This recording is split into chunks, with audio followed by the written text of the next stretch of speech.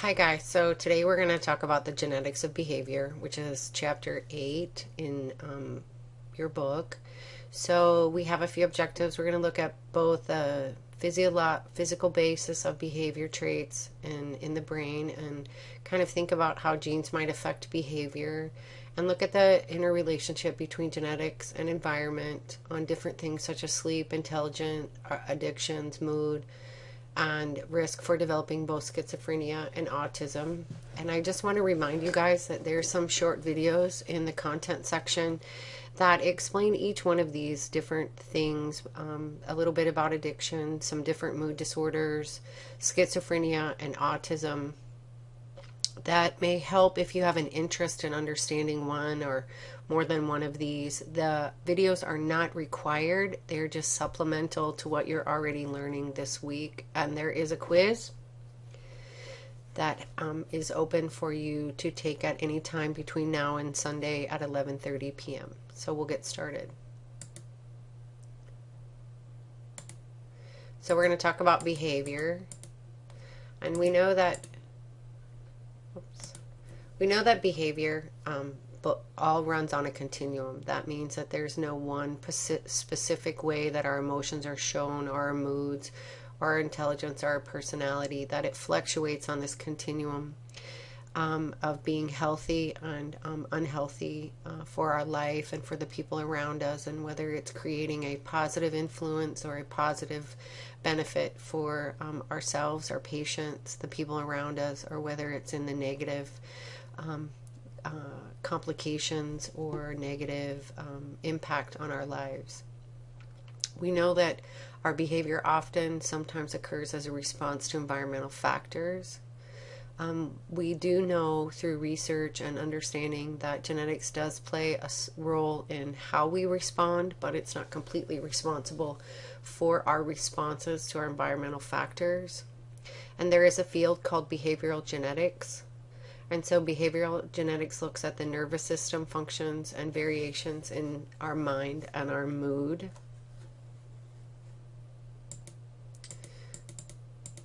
So the human brain weighs about 3 pounds. We've got billions of neurons and a trillion other supportive and nurturing things called our neuroganglia. And we know that neurons communicate across synapses, and it requires neurotransmitters for these communications to take place. And we have learned through research that genes do have some control over the production and the distribution of these neurotransmitters, or chemical signals that are required for communication across the synapse. This is a pictorial of how neurotransmission takes place. So just kind of take a look at this and just go back to your basic pathophysiology and understand how between these synaptic areas that we do need to have chemicals or transmitters that are going to be released, and then those that are going to be bound and picked up. And it is the balance of these and the releasing and picking up that affect our mood, that affect our behavior, that can affect our thinking. So behavioral genetics. So when people are in behavioral genetics, they're going to use empirical risk type studies. They're going to look at twins and adoption studies. They look at single neuropeptide polymorphisms, which are what's considered to be the most common genetic variation that is found when studying the genome and DNA. They're going to look at analysis and see if they can find specific mutations that are present in individuals with a specific behavior type or behavior display. And we also, genetic studies of behavioral disorders are now beginning to challenge what some traditional psychiatric philosophies and classifications of mental health disorders. And we're learning that disorders actually lie on a continuum, that they're not stagnant, and that genes have an input to our psychiatric disorders. So these are the prevalence. It's just chart out of your book that show the percentage of the U.S. population that have these different behavioral or mental health disorders, ranging from anxiety to schizophrenia. So sleep. Virtually, it's a virtual behavior. We don't really understand its true function. But we do know that without sleep, many animals die. And we do know for humans that we must have sleep in order for our body to remain in homeostasis, and that there are some severe health and mental complications that come along when we are deprived of sleep. So we know that 4 of our 5 stages of sleep, they are finding that there is a hereditary component to those, so our genes may play a role in how we progress through the different stages of sleep, how long we stay in those first 4 stages of sleep. But the 5th stage, REM, we do know that that's our dream sleep, and that actually reflects more on the input of our experiences than genes. So they aren't really finding a hereditary connection in REM sleep. So when we look at narcolepsy and cataplexy, we know that daytime sleepiness with the tendency to fall asleep rapidly is what we call narcolepsy. And then periods of muscle weakness is what we call cataplexy. And these can be alone or be paired together. And genetically, these were first identified in dogs before they were identified in humans. And that's just a picture of some dogs with narcolepsy. So there is a familial advanced sleep phase syndrome. And it's a disorder that people have an unusual wake-sleep cycle. There are alterations in it. Our clock, our circadian rhythm, is what guides our responses to light and dark environments. And we have some chemical changes and some changes within our body that cause us to either become awake or to be ready to fall asleep. And that response is often related to light and dark. And in this syndrome, it affects members within large families. So they did the studies on large families who had these similar clock abnormalities within their sleep cycle. So there's a period gene, which we all have, which enables us to respond to day and night environmental cues as to whether to become awake or asleep. And it was found in these people with advanced sleep phase syndrome that their clock was off. They would either be early sleepers or very early risers, and it ran in a family. And this is their genome. And the colored ones, the black, solid black ones, are the people within this family that had the advanced sleep phase syndrome. So you can see that there was a genetic component within this family. And this is what we call a pedigree. The squares are male, the circles are female, and the ones that are colored in are the ones that actually had the expression of the disorder. Intelligence.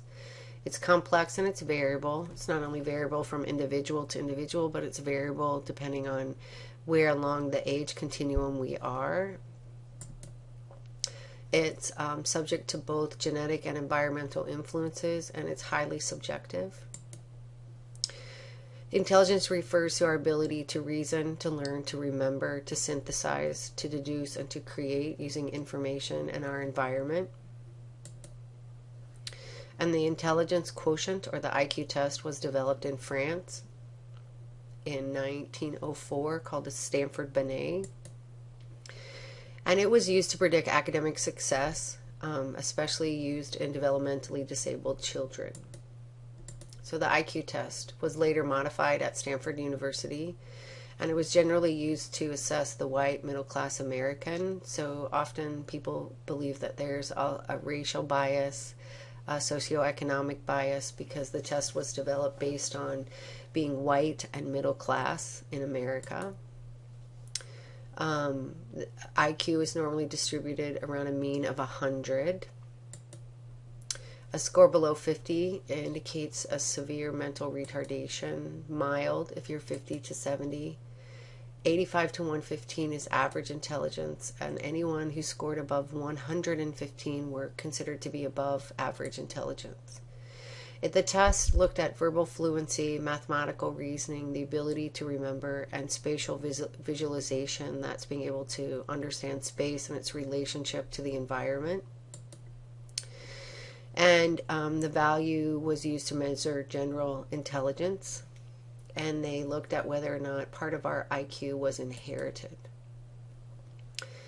And they felt that our environment had less influence on our IQ as to whether or not we could increase or decrease our IQ as we got older. And this is just a bell curve of a population related to intelligence. They felt that it was a fairly accurate predictor of success both in school and in the workplace environment. So genetics may explain some intellectual disabilities, whether we have abnormal genes and or chromosomes. We do know that there are environmental risks for our intellectual disabilities, and that could be exposure to toxins, infection, malnutrition, non-inherited birth defects can also play a role, and that would be a birth defect that happens as a result of an exposure in utero, and those types of things. So we're going to look at drug addiction. Drug addiction is compulsively seeking or taking a drug despite the fact that you know that it has adverse effects. Characteristics of drug addiction is that there's tolerance. Tolerance means that it takes more of the drug to achieve the same effect. And there's a dependence. And what dependence means is that once there's onset of a withdrawal symptom when you're not using the drug. They believe that drug addiction has some heritability at 0.4 to 0.6 degree of being inherited. They use twin and adoption studies to support the role of genes in drug addiction. They looked at twins who were separated at birth, or twins that were adopted by separate parents, or twins that were raised together, and found that even twins that were adopted still, in some studies, had the same types of addiction despite being raised in different environments. We know that drug addiction produces long-lasting changes within our brain. And brain changes can contribute to addiction are located in the limbic system of our brain. So this is just kind of what happens. So we have this drug, and then the drug changes the expression of genes that control signals of transduction. So there's a change in the neurotransmitter synthesis, or how the receptor binds, or the amount of activity the receptor has. And this change in the brain, circulatory or their neuron connections, happens in the limbic system. And that's what causes the change in behavior or the creation of dependence and tolerance. So there are proteins involved in drug addiction, produce neurotransmitters such as enzymes. And these remove excess neurotransmitters at the synapse, and they reuptake transporters. Form receptors at the postsynaptic neuron, can be activated or inactivated. They convey chemical signals at the postsynaptic neuron, and depending on which substance is being used, can affect how these proteins play in the in that area between the presynaptic junction and the postsynaptic. So drug abuse. Abused drugs are often derived from plants, such as cocaine, opium, THC, which is the main ingredient in marijuana, all come from plants, as well as nicotine, which is grown tobacco. And we know that there are chemicals that bind to the receptors in neurons from the use of these drugs. These drugs produce chemicals that bind. And endorphins and amphictyins are the brain's equivalent to opiates. So we know that they create a pleasurable experience for people. These opiates do. They can relieve pain. And we have in our own body this anandamide, which is equal to the effect of THC. And we have found that LSD binds to neurotransmitters that cause similar symptoms to schizophrenia. That's why they have the hallucinations, and what they called the trip-in on their LSD is because it changed their brain, and they experience symptoms similar to schizophrenia, and it can actually trigger a schizophrenic break, a drug-induced schizophrenic break.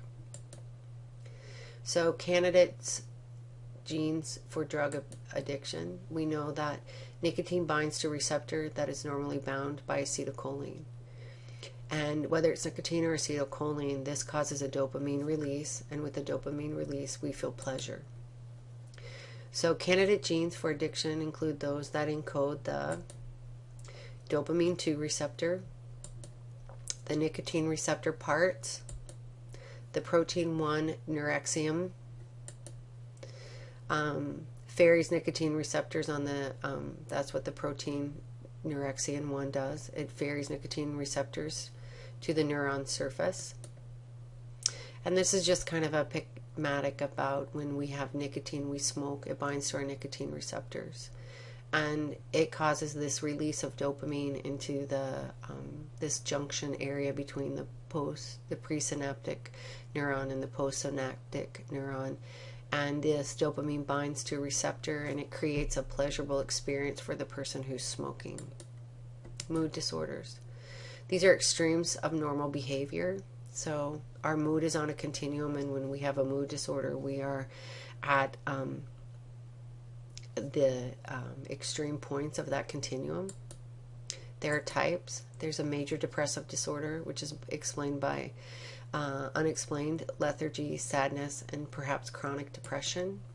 And then we have bipolar disorder, which is marked by depression with some episodes of mania, and varying degrees of the depression and varying degrees of mania. Often we think of bipolar disorder as these very manic type of people, and often there are people who suffer from bipolar disorder that have very mild forms of mania and perhaps very marked periods of depression, and vice versa. So major depressive order affects about 6% of the U.S. population. There's a deficiency of neurotransmitters, and generally that's serotonin. This affects the mood, the emotion, appetite, and sleep cycles of the individual, and it can vary, but there's a change. And if you ask them if there's a change in their appetite, there's generally a change, or a change in their sleep pattern. Perhaps they're insomnic, perhaps they're sleeping more than usual. So many of our antidepressants are directed at this deficiency of serotonin, and that's why we use selective serotonin reuptake inhibitors, or SSRIs. And what this does is it leaves more serotonin to stimulate the postsynaptic neuron. That's the purpose. This is just what it looks like at the different junctions when someone is non-depressed, depressed but however untreated, and then now depressed but taking an SSRI. So we have bipolar disorder, which is called manic depression. This affects about 1% of the population. It is associated on some different chromosomal sites. They do believe genetics has some roots, but however, they're difficult to isolate.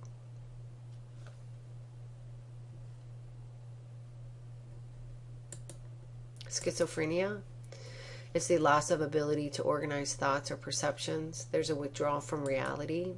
It affects about 1% of the population worldwide. Typically has an early adult onset. There is a progression. Difficulty in paying attention, memory, and learning difficulties, often accompanied by psychosis, delusions, or hallucinations. And there are special neurochemical genes that have been implicated in schizophrenia that are now being researched to try to help determine maybe earlier who might be at risk for developing schizophrenia, and perhaps we can intervene earlier before they have their severe difficulties in early adulthood. So there are dozens of genes, however they interact with the environment that influence the cause of this disease, so they believe it's multifactorial. One of the powerful candidates they believe could be infection during pregnancy, and they're still researching that. They feel perhaps prenatal exposure to influenza or the herpes virus. Whether herpes we know is chickenpox, we know herpes is genital herpes. So there are many forms of the herpes virus. This is an artwork of a schizophrenic, and as you can see, there is some disjointment to the picture. There are fragments, and you can see how their thinking is very fragmented. They often don't see or hear what we do, and they'll have thoughts, fragmented thoughts, and fragmented conversations. They'll have what we heard in mental health, all of you nurses, when we heard the term flight of thought, which means that their thoughts will jump from one thought to the next, and they don't necessarily connect in any reasonable order that the average person can track their conversation. So this is the empirical risk. So if one twin has, so MZ would be identical, and DZ would be fraternal. So if one twin develops schizophrenia, the other twin has a 48% chance. If the parents are schizophrenic, the child has about 13 siblings, parents, half-siblings, grandchild, niece, nephew, aunt, uncle, first cousin, general population. So they call the heritability 0.8, but they do believe that there's a strong genetic component, as in schizophrenia does run in families. Autism is a spectrum of disorders that we are only beginning to touch the surface to begin to understand in the last 4 or 5 years. There is no one form of autism, and there's no one form of the way that it presents itself. It can be characterized by loss of language, communication, and social skills beginning in early childhood. But as I said, this could be a continuum. It could be that a child doesn't understand normal communication, what is said to them. They don't understand how to communicate effectively with their peers.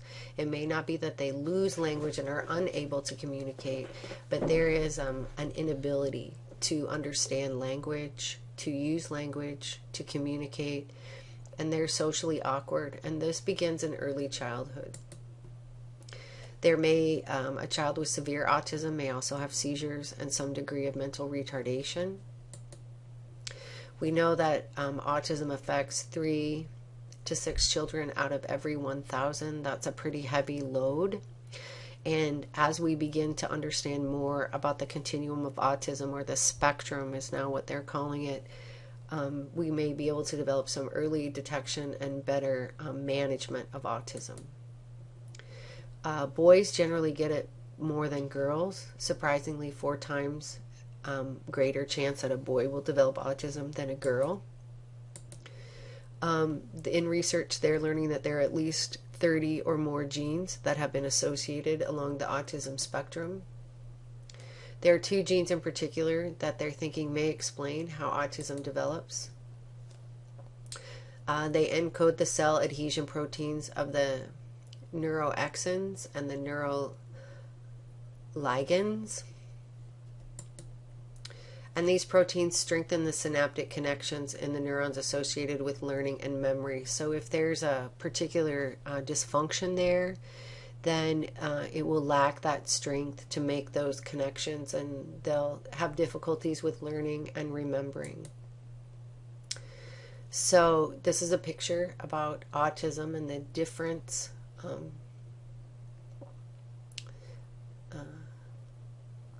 within it. So autism arises from a failure of the synapse to form that enables the child to integrate experiences. So as you can see in A, there's no connection between the pre and the post synaptic information, and whereas in B there is. And they believe that the child with autism, those don't connect, they don't form. And that's the end. I hope you all have a great week.